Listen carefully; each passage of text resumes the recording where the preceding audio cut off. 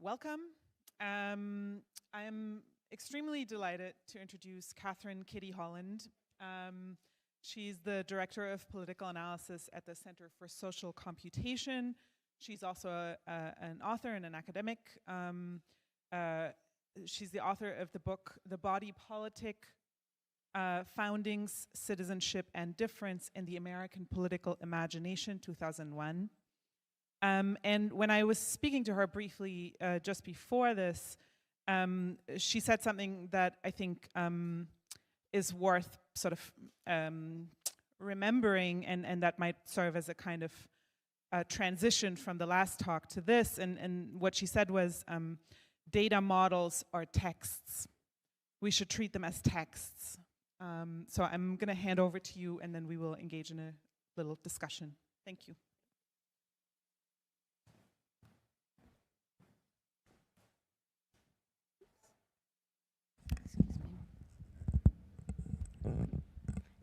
Am I close enough to the mic? Can you hear me? Should I get closer? Is that better? Okay. The title of my talk today is Imagining Common Futures, and I should preface everything with something of a confession. I am not by any means an expert on social media. In fact, I may be the only person in this room, feel free to correct me if I'm wrong, I may be the only person in this room who has never opened an account on a single social media platform. That's not necessarily a virtue. I certainly have never posted on one, but the reason that's not necessarily a virtue is because my inexperience has not prevented me from forming very strong opinions about social media. And I assure you that not a day passes when I don't curse the moment when someone somewhere thought up the whole idea of social media. But that said, I'm enough of a pessimist to know that social media, however much we may wish it away, social media is going to be with us for a while. And I'm also enough of a realist to be fairly confident that whatever ultimately supplants social media is probably going to be worse. So I do know a little bit about politics, however. And so given that we're gathered here today and tomorrow to think together about the fate of democracy at the hands of social media, and that we're doing this just a couple of weeks out from a major election in the United States. Are we getting feedback? Are you getting feedback? What do I do about that? Oh, is that better? Okay. Sorry, no, that's fine. That's fine. Okay, so given that we're here thinking about the fate of democracy at the hands of social media, and that we're doing that just a couple of weeks out from a major election, an important election in the United States, I want to begin by recalling a presidential election that took place just a few years ago. The sitting president is running for re-election. He's devoted his first term to pursuing domestic policies and assuming international postures that court the country's far-right hardliners while deliberately antagonizing world leaders. He's openly populist, he's sought to centralize power in his own office, and he demands personal loyalty in both the political and every other sphere. He's appealed to voters by stoking resentment against well-educated cosmopolitan intellectuals and professional classes. He's not religious, but he has courted his country's religious leaders and their followers. His opponent is a self-described moderate.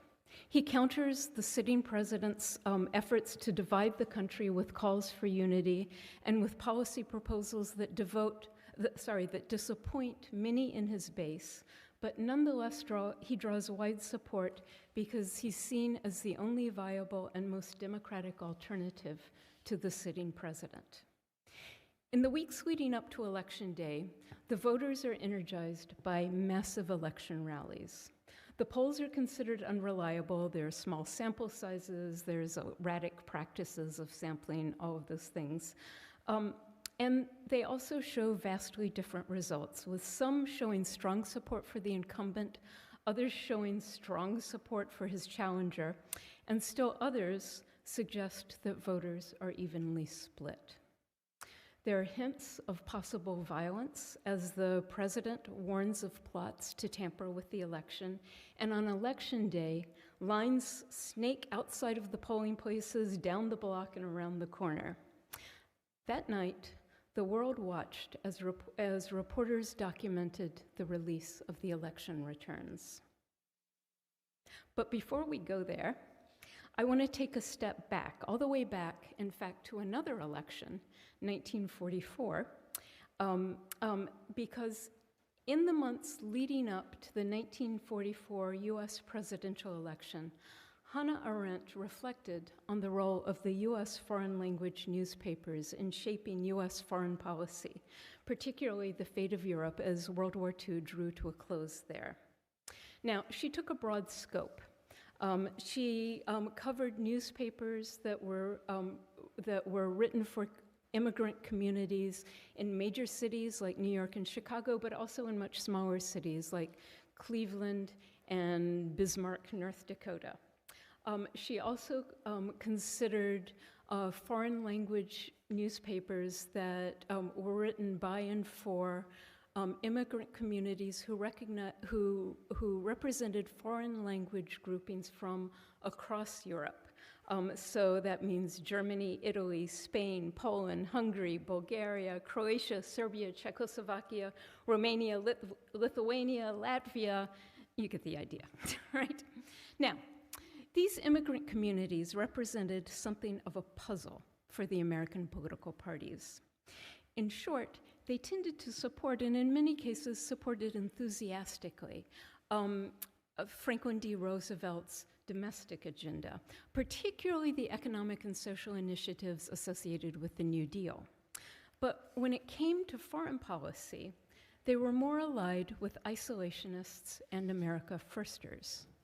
Now, much of Arendt's essay is focused on understanding this apparent contradiction. Obviously, I'm going to have to abbreviate here. So I'm going to focus on three of Arendt's central observations. First, she suggests that the attachment to the home country was largely sentimental rather than politically informed. There's a major caveat to this. I'll come back to that in just a second. But what she suggested was that this was largely a function of history. The European immigrant groups who had immigrated to the United States from the late 19th century up to the present, in this case 1944 is the present, had been driven largely by economic rather than political motivations, which differentiated them from an earlier wave of European immigrants who sought to escape from European despots and political persecution. So as a consequence, she suggests, the current generation of European immigrants in the United States simply were not as attuned to politics as their predecessors had been. And so as a consequence, their connection to what she calls the old country is largely sentimental. And that means that there's a conflation between the home country and what she describes as the government it happened to have. So what that meant is that efforts to express support for Italy and Italians meant endorsements in these newspapers, endorsements of Mussolini. Efforts to support Spain and Spaniards slid very quickly into support for Franco, and so on and so on.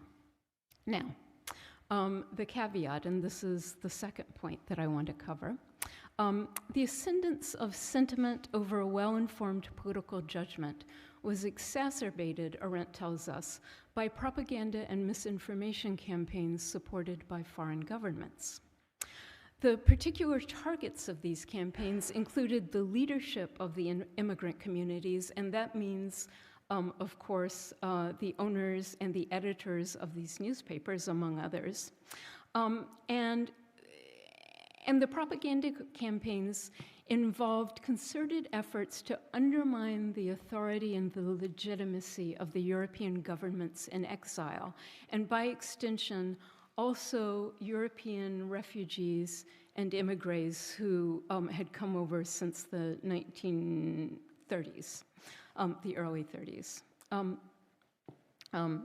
So what this meant in the immigrant communities in the United States is that they were deliberately cut off from informed political information and judgment about what was going on in Europe. And the newspapers that Arendt looks at, for the most part, tended not only to absorb, but also to disseminate that propaganda and misinformation.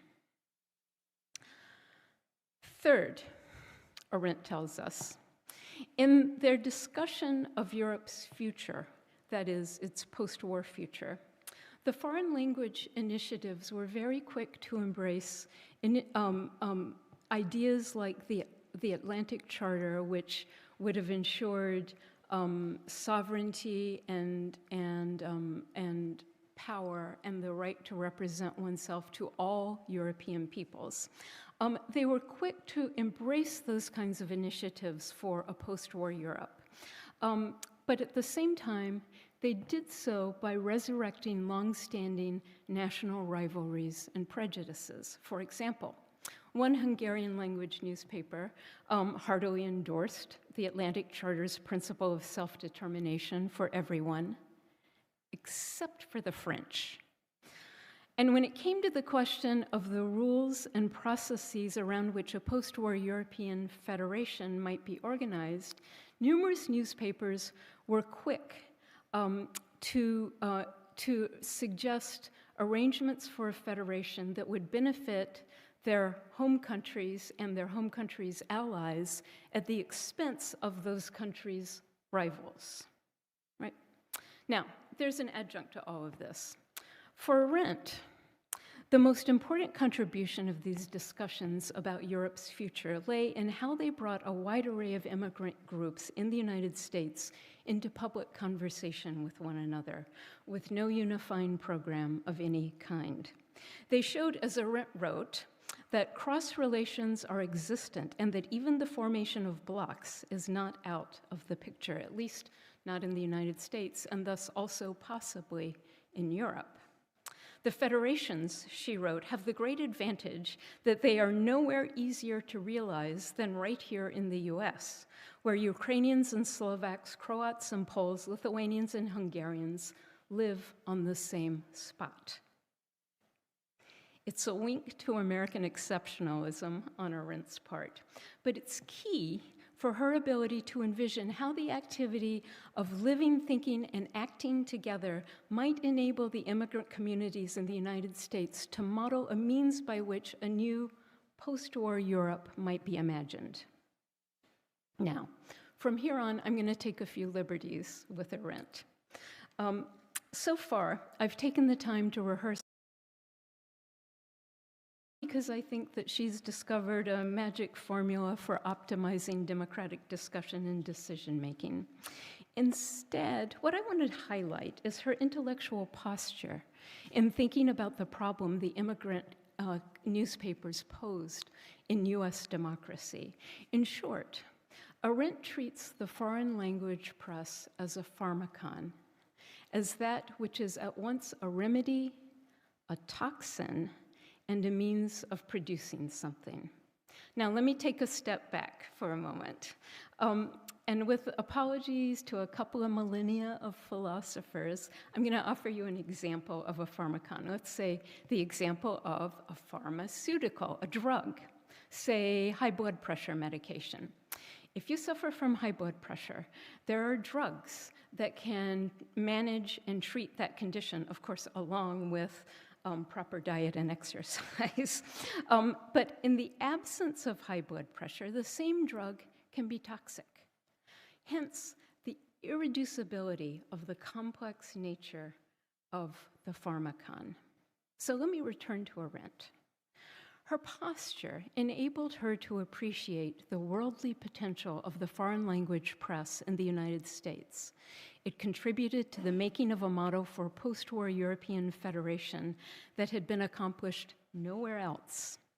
And yet, she also felt compelled to not lose sight of the toxicity of the press, its promotion of sentiment over political understanding, its dissemination of propaganda and misinformation, and its resurrection of long-standing national hatreds.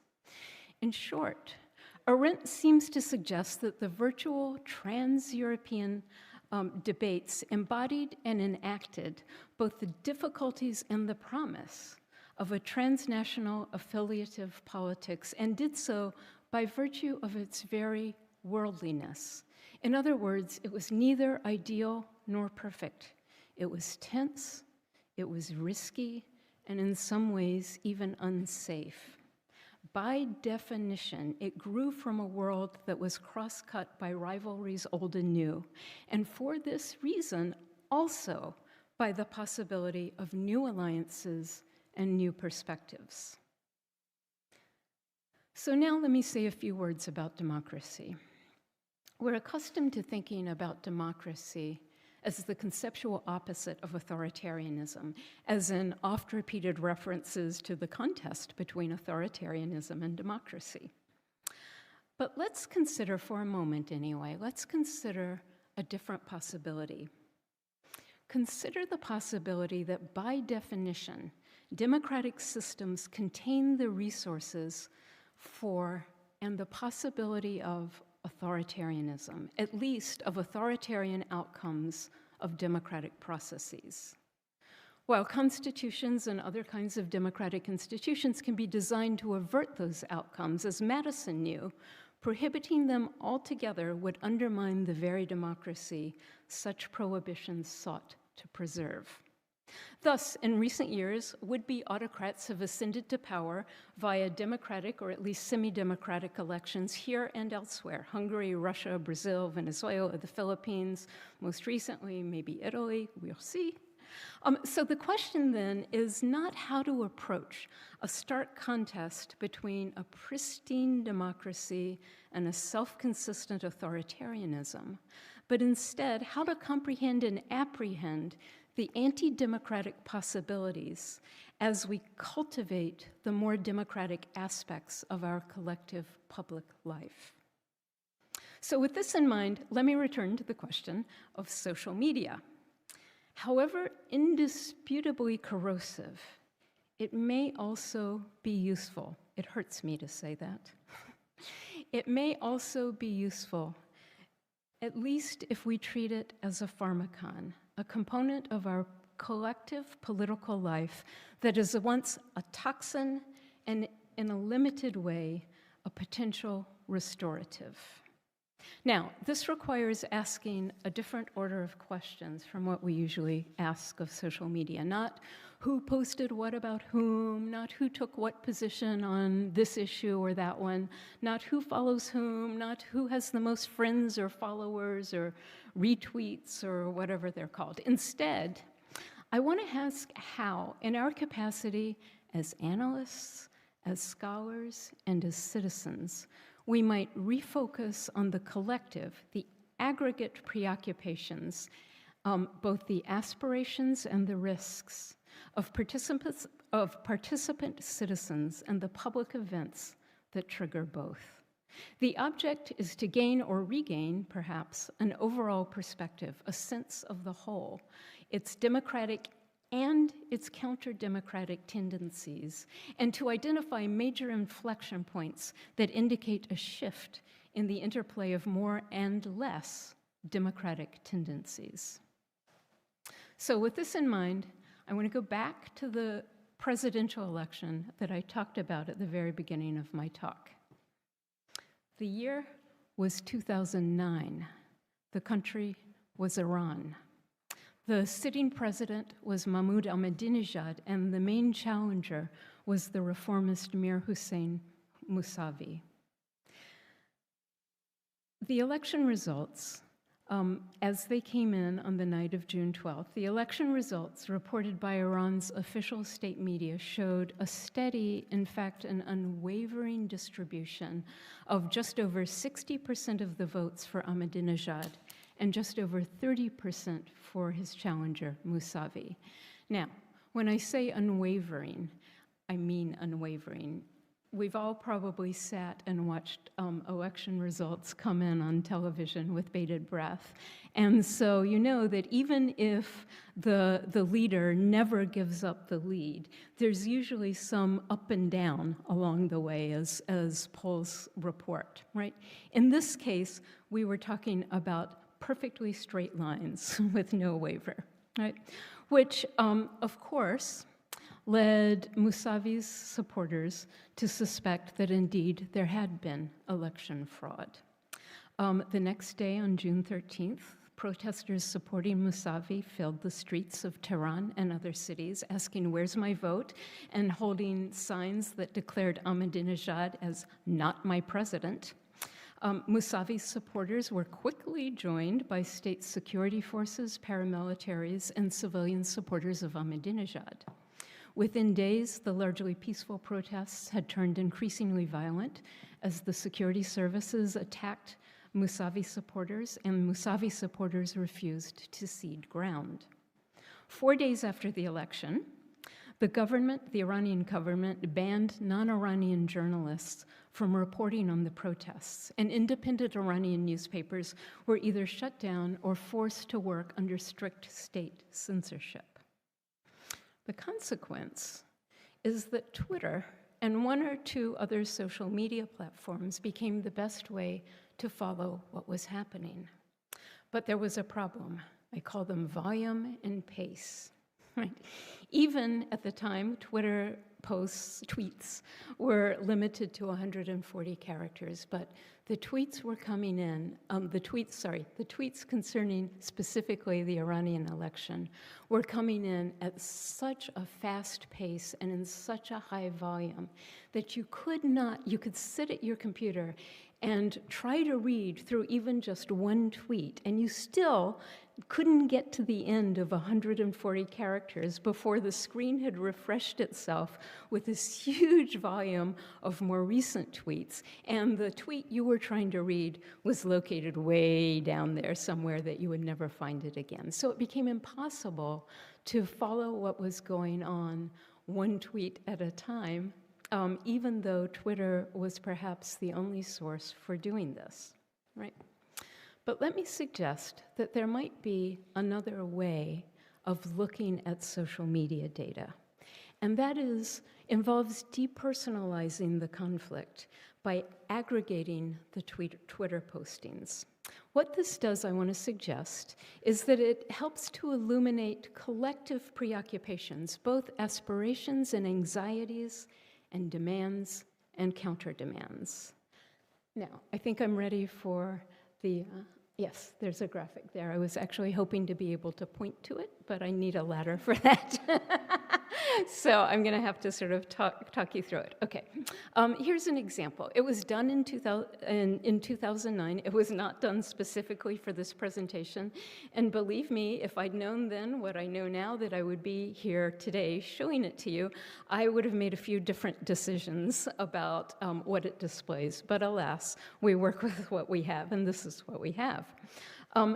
It gives us a rough approximation, in spite of the fact it wasn't done for this conference. It gives us a rough approximation of what I'm talking about, as well as what I am not talking about. First, let me give you a few details.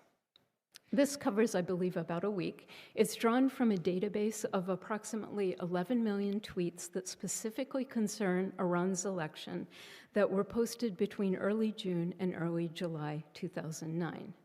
Now, we need to talk about how to look at it, because at least since the 2000 presidential election in the United States, we've become accustomed to looking at political graphics in blue and red, or in this case in green and red, that track support for two competing camps or two competing parties or two competing candidates. But that is not what you're looking at here. It does not track support for competing candidates or parties because the data are not configured in such a way that allow us to identify posters by political identification, by political preference, or by political sentiment. So this is not supporters of the sitting president and his opponent. This is not supporters of the hardline conservatives and the reformists. Instead, the graph displays a variety of aspirations and concerns. You'll see democracy, freedom, courage, and hope in green, and violence, arrest, injury, and death in red. Now, these concerns circulate throughout the tweets posted about Iran's election over the entire period. So I ask you to take in, or at least try, because I know it's hard, take in the entire graphic, view it as a whole, not as two hemispheres, not north and south or moderate or hardline. So in this respect, to the degree that this is possible, we can see two things. First, that the protests embodied the complex counter-principles that shape modern democracy. There's hope and there's terror throughout the entire period shown. Second, there appears to be a sea change around midday on Saturday, June 20th. It's right in the middle of the graph. This is what I was going to point at if only I were taller. On Saturday, June 12th. So what happened? Let me take the second point first. The protests had continued since the election, daily, since the election on June 12th. On Saturday, June 20th, a student by the name of Neda Aga Sultan was being driven across Tehran when her car encountered one of the protests. It pulled over to the side. She stopped and she got out to find out what was going on. She was shot by the security services. She fell into the street. And a person with a video camera captured the film of her bleeding out and dying right there in the street. Now that video was very quickly posted to social media, several social media platforms. On Sunday, June 21st, the next day, the government security services filled the street to discourage public gatherings. On Tuesday, which is the last day, I believe, shown on the graph, on Tuesday, June 23rd, Iran's elite political security forces issued the sternest warning yet against protests, as the Guardian Council, who are the final authority on all things elections in Iran, as the Guardian Council declared Ahmadinejad, the sitting president, the winner. He served a full second term. Now, let's go back to the first observation. The graphic illustrates how the protests embodied the complexity of modern democracy itself. Again, resist the temptation to interpret red and green as competing camps. Rather, consider the possibility that both the aspirations shown in green and the anxieties and fears shown in red are circulating among the full complement of those in the streets: the protesters, the counter-protesters, the security forces, and more or less neutral observers. Now, of course, principles like freedom and democracy, or phenomena like violence and arrest, will take on a wide variety of meanings, in some cases vastly divergent meanings, in the minds of the tweeting participants. But to channel Arendt, even as I continue to take a few liberties with her work, these principles and phenomena figure broadly not as unanimity, not as consensus, not even as minimal agreement, but as a shared experience of the election and its immediate aftermath as Iran confronted its future.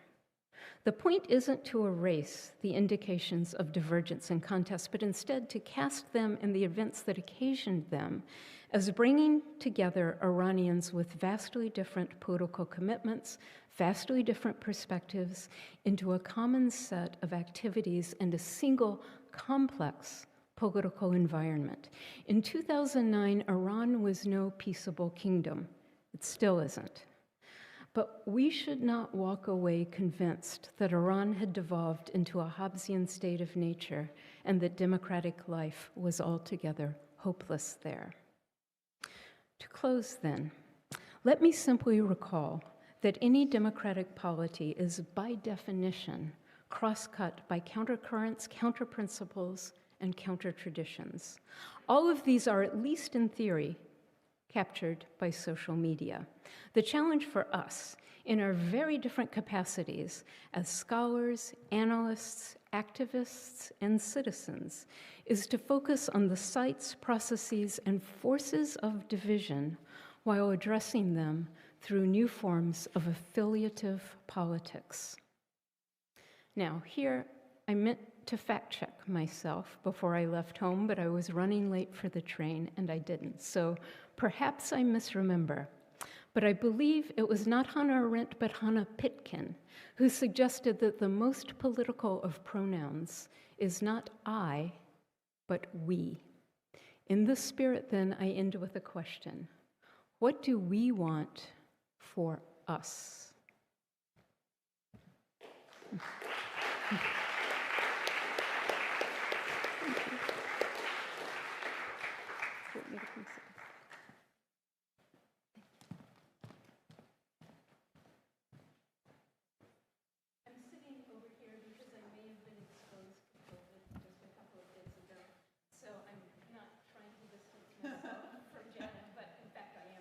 Not yet, anyway.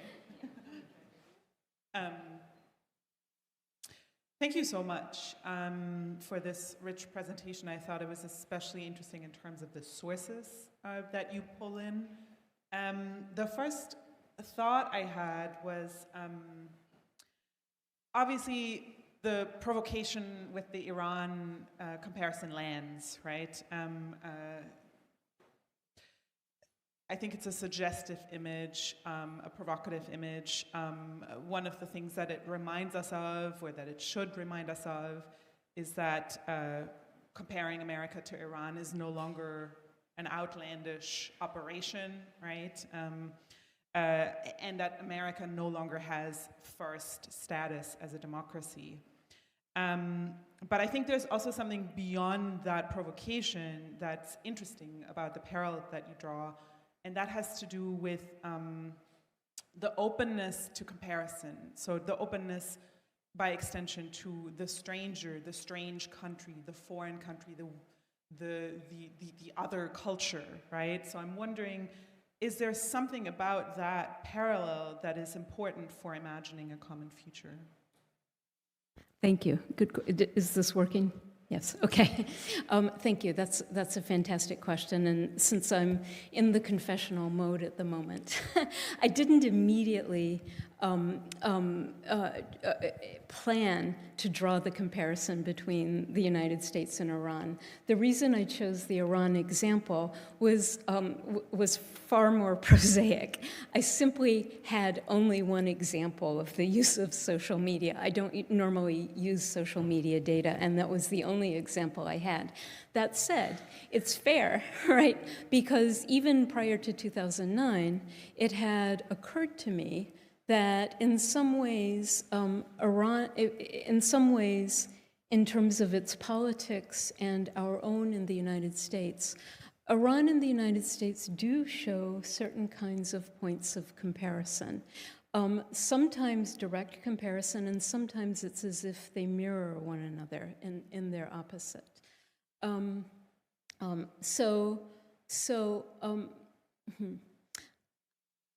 I do think it's helpful to draw those kinds of surprising comparisons, although in this case it was largely accidental, because one of the things, I mean, I don't know if anybody's following what's been happening in Iran over the past month, but again, there are massive street protests, quite possibly more massive than the 2009 protests.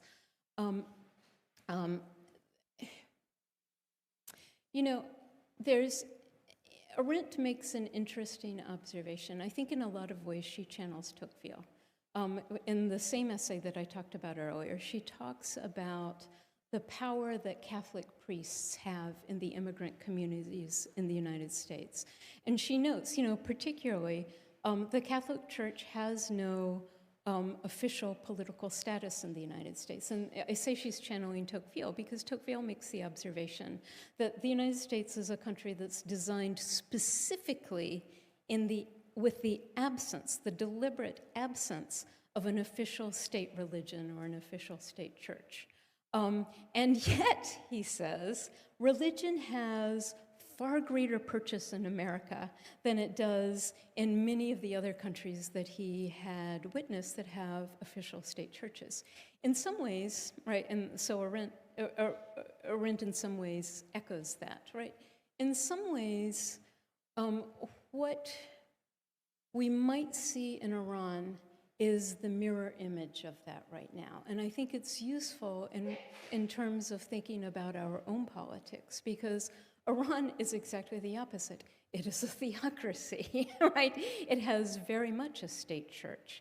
And yet, what we see happening in Iran today is the repudiation, not so much of the state church, but of the power and authority of that church to mandate all kinds of things. It started as a protest against the mandating of the hijab,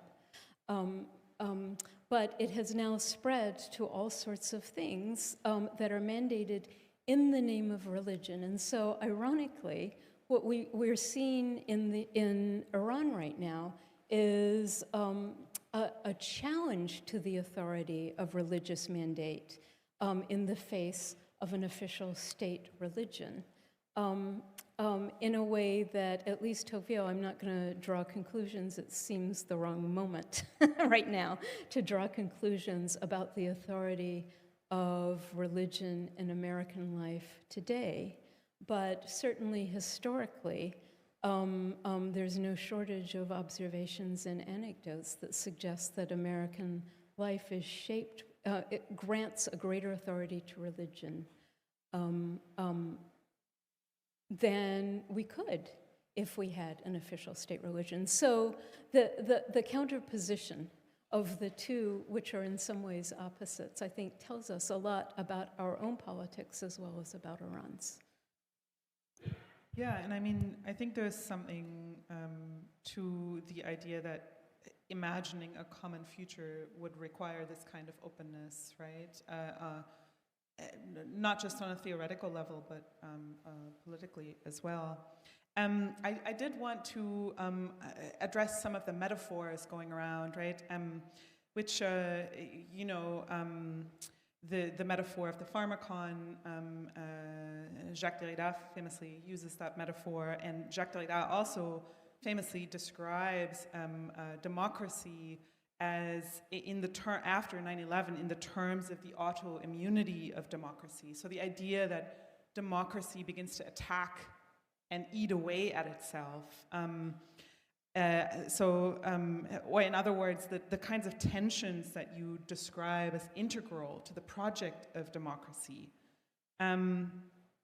You suggest that we read social media in light of that as a symptom of that condition of autoimmunity or of those tensions, and that we approach it from a holistic perspective, stepping back, right? And you said many times in the talk, let's step back, let's step back, let's step back, to gain an overall perspective. And that's precisely the moment when you bring in the graph.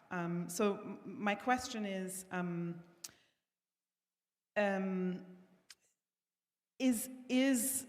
that kind of perspective possible, and why is it desirable? And I would bring in another French philosopher, sorry. Jean-Luc Nancy argues that democracy cannot be figured. So he says that democracy is but the condition whereby it is exercised, meaning it isn't in the ends that democracy finds itself, but in the dance. And I think that the graph kind of figures that impossibility to figure in a way. So to make a long thing short, how do we manage to talk about a we meaningfully without stepping so far back that we can no longer see the table of politics, or in other words, what's at stake? I love the image that you bring up of the dance, right? Because we speak about political movements all the time, and yet scholars too often treat those movements as if they're these static, fixed things, right? And so your question concerns the we, right? And I'm trying to think about the best way to put this, right? It strikes me that in politics, the we, right, Hannah Pitkin's we is the most political of all pronouns, right?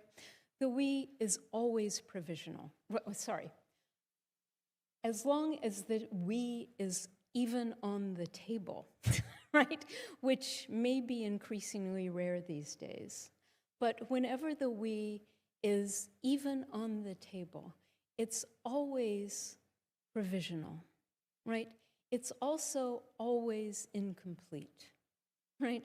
And so the trick is the dance between the we that we know or think we're talking about or think we're looking at, and all of the other possible we's out there that would be comprised by all of the peoples, all of the groups, all of the issues, all of the positions, all of the concerns that are not included in our present we, that have been excluded intentionally or not, right? And so in thinking about the we of politics, I would suggest that there needs to be a constant dance, right? A constant movement between the we that we think we're referring to, which is always going to be incomplete, and the possibility of a more complete or even just a different sort of we, if that makes any sort of sense. Does, and I think that also leads us to the topic of data, right? Sort of like what to do with data. I, for one, found that extremely fascinating because I'm not a data person. The immediate question that I had looking at the graph was, can we track anything other than a bunch of emotions with this, right? And you invoke the category of shared experience, the shared experience of Iranians in these protests, so not along lines of dissent or support, but some kind of broader idea of a shared experience. And I found that interesting because to me, it seems to suggest that what you're doing with the data is not so much kind of like, you're not after a kind of depiction of a reality in the sense of a one-to-one mapping, but there's something performative about thinking about data that way. So, meaning performative in the sense of what you end on, which is this invocation to bring new forms of affiliative politics into being. And so the question that I had about that was, we tend to think of data as objective, as lay people, right? But what you're giving me in this is a kind of like an imaginary of data almost. So the question would be, how do you see the role of data for these kinds of broader and seemingly very abstract questions of futurity and imagination? What can we do with data? Excellent question. Okay, first let me say that the word data does not fall trippingly from my tongue.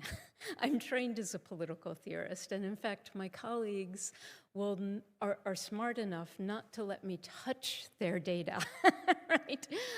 Because they know that I am not even up to the full use. I'm not worthy of my iPhone, right?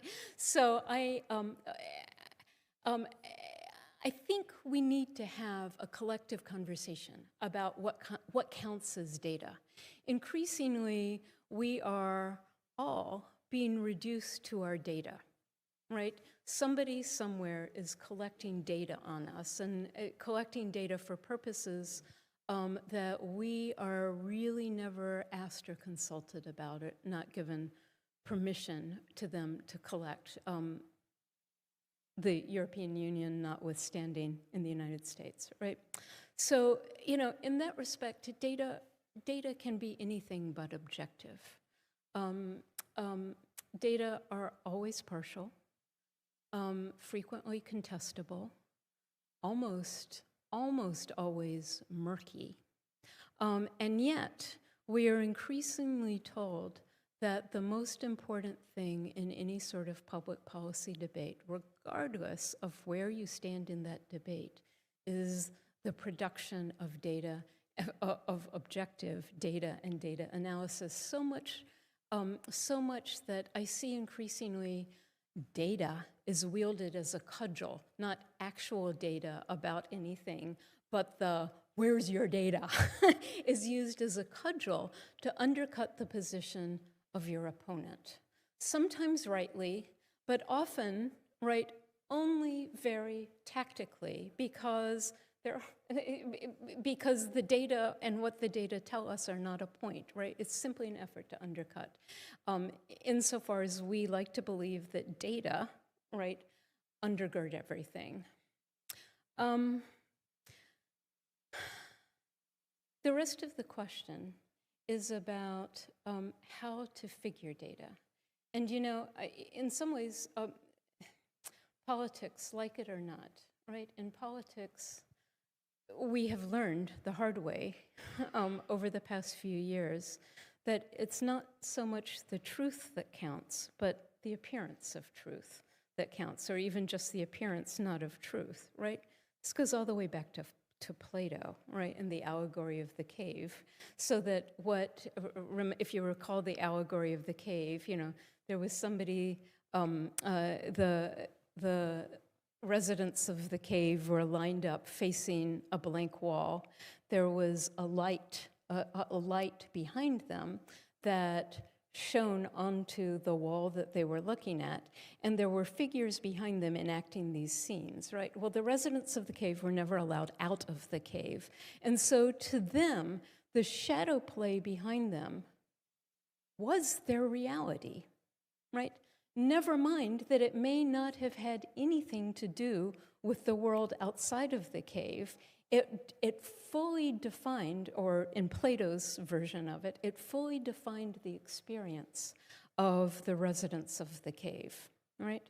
So the point, of course, for Plato, right, Plato walked away from politics at that point, named himself a philosopher and said, I am going to engage in the search for truth with a capital T, right?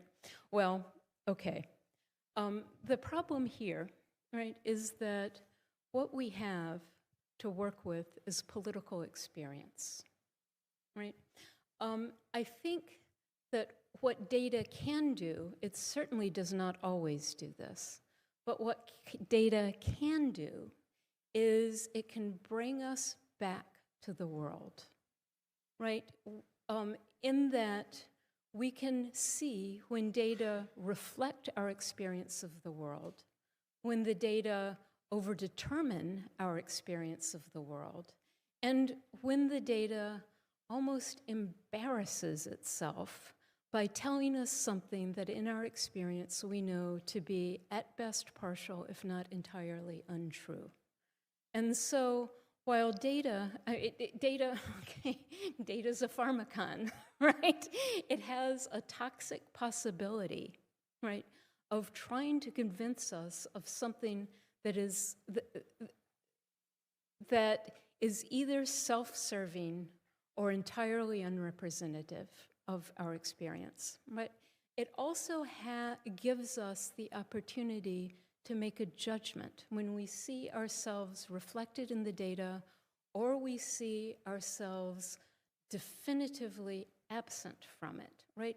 It brings us back to the world and asks us to reassess, right? To reassess not just the data, but also the state of the world, right? And that's the political possibility that I see involved in the use of data. Yeah, and that was the intellectual posture that you pointed out Arendt takes, right? To recognize the worldly potential in what may seem like a chaotic mess, right?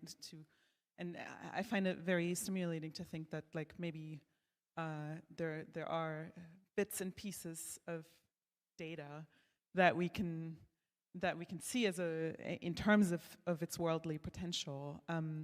Is there anything? This is sort of like a much broader question. What are some of the worldly potentials you see at the moment in U.S. politics? Ouch.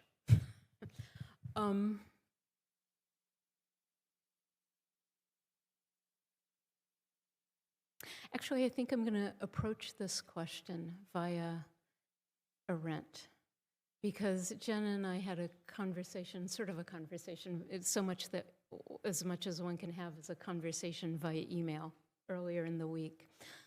We had a conversation where Jana pointed out to me that in the last 2 pages of Arendt's essay, she addresses a component of the immigrant press in 1944 that she had not addressed in the remainder of the essay, and that is the immigrant press that was produced by and for American Jews, not exclusively, as I read her, immediately immigrant Jews, but American Jews. And she says that they constitute this interesting exception to all of those sort of toxic components of the other foreign language newspapers.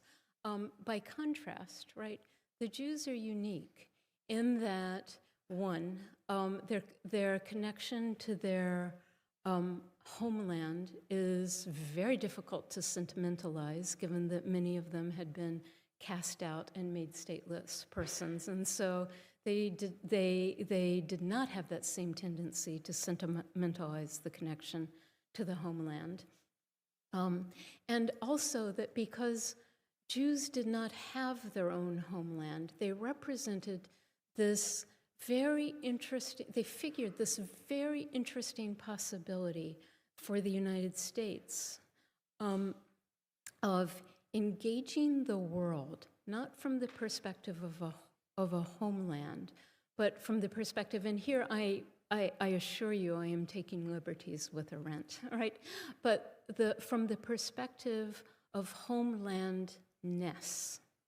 And that possibility, she says, right, might pose a model for a kind of global politics that is somehow free of the imperialistic connotations that we normally attach to the idea of global politics, right?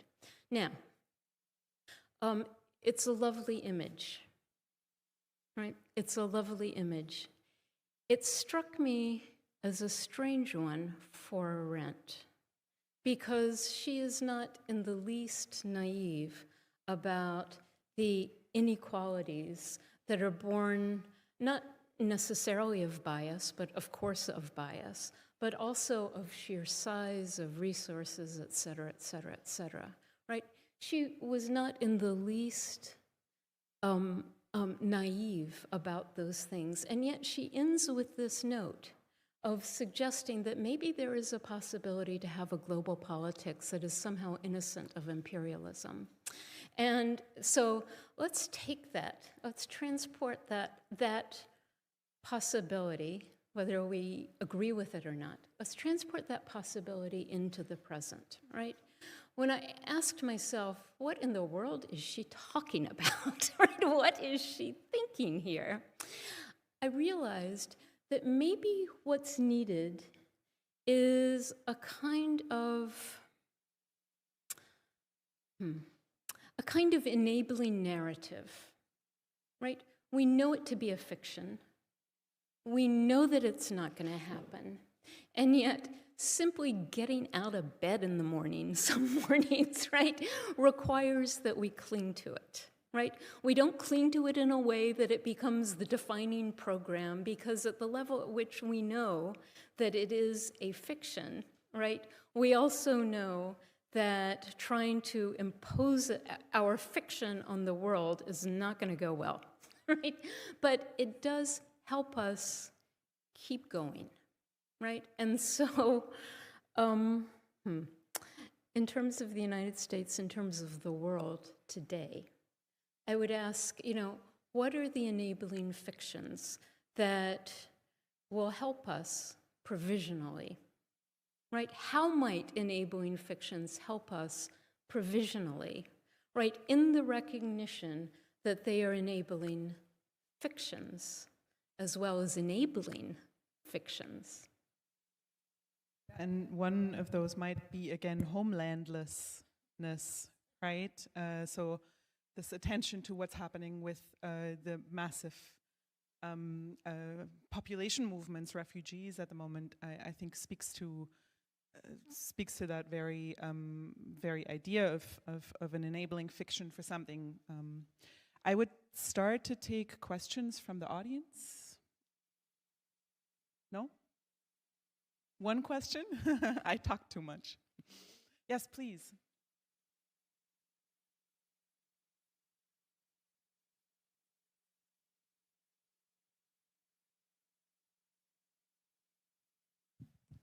Hi, you talked about social media as a pharmacon, it's an interesting concept that I haven't heard before, but I was just curious, I don't know if the analogy carries through, what the disease would be that it would fix, supposedly, like what scenarios it would be helpful versus toxic in. That's a great question, right? If there's a pharmacon, what is the disease, right? I think if there is a disease here, it's the dyad of faith and faithlessness in social media, right? In that we either allow ourselves to be consumed by it, right? Or you do what I do, which is try to pretend altogether that it does not exist, right? And the fact of the matter is, I am wrong about that. And my wrongness there is every bit as problematic as being so consumed by social media that we never have the opportunity to stop back and ask questions about what else is happening in here beyond the tweet that I'm reading or beyond the Facebook posting that I'm reading, right? What is the disease, right? Now, then to extend that to democracy, another thing that we were talking about, I was talking about it with Jenna earlier. We were also ironically talking about it on the van from the hotel to the conference this morning, about the ways in which COVID has made us recognize the degree to which our very health is premised on upon toxins, right? Upon our very health is premised on our being in contact with pathogens that may kill us.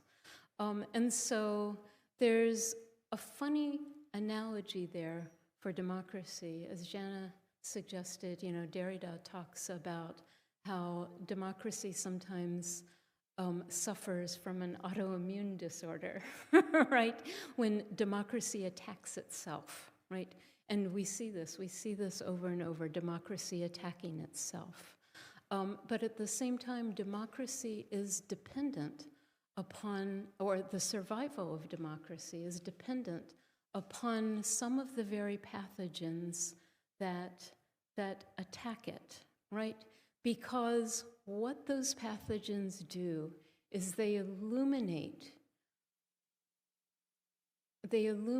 democracy's any democracy's failure to be as fully accommodating as we like to pat ourselves on the back and think that we are, right? The so-called pathogen is what tells us we need to take this into account.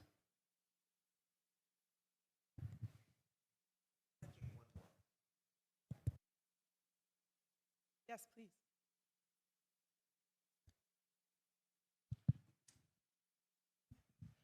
Thanks very much. This is a really thought-provoking conversation that I appreciate. Quick question. I'm wondering whether we might consider that the pathogen in question here is the ad-driven business model on which social media is based, and that if we could eliminate that, we would reduce a lot of the pathologies for democracy. I think it's certainly worth trying. And I would welcome it. And if we did try it, I might even be tempted to sign up on some platform myself to see how well it works. That said, right, whenever I read, prescriptions for how to fix the problem of social media, right? Many of those prescriptions, I think, are probably quite right. As I say, I'm no expert on social media, but they certainly sound good to me. But they also tend to be technical. You know, if we just add these filters or remove those filters, make it less possible for social media to drive their users towards one extreme or the other, right? To stop highlighting the most lurid because that is clickbait and it draws more eyes to the ad that's embedded, right? Those are fine. They all sound perfect to me. But I think that part of the conversation that we're missing out on in the focus on the technical fixes that can be made and absolutely should be tried, right, is we're not discussing the political and the theoretical component of what is happening with social media and how we might fix it, right?